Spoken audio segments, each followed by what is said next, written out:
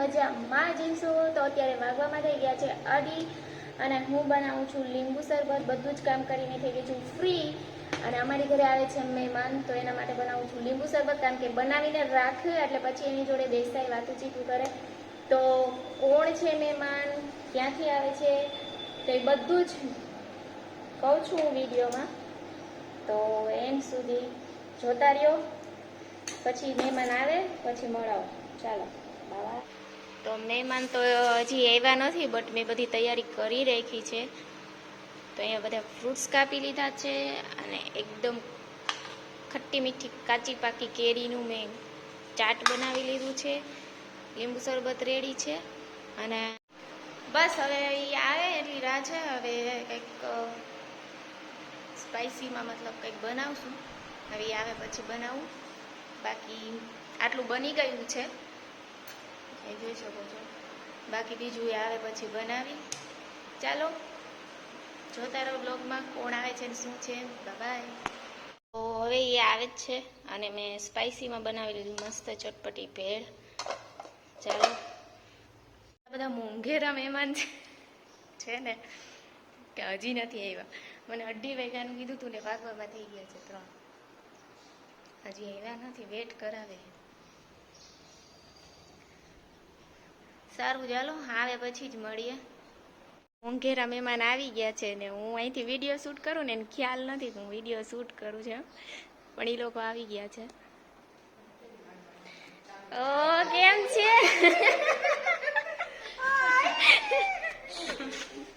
હું કહું આ લોકો 2:30 વાગ્યાનું કહેતા હતા. સ્વાગત કરવા આવ્યું તમારું. જોતા શું બાકી મજામાં? સારું હો. તમને કેમ છે? અરે અરે બસ બસ. અરે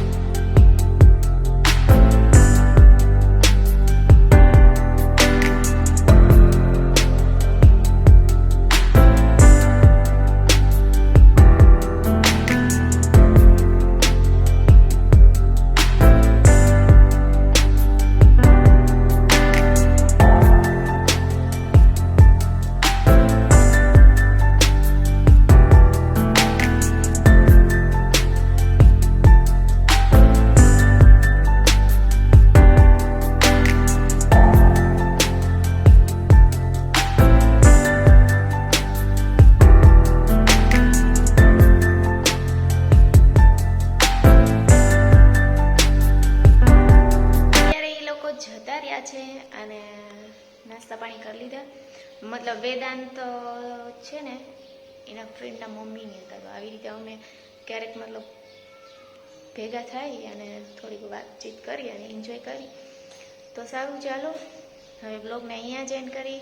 બ્લોગ પસંદ આવે તો લાઈક શેર અને સબસ્ક્રાઈબ કરજો. બાય.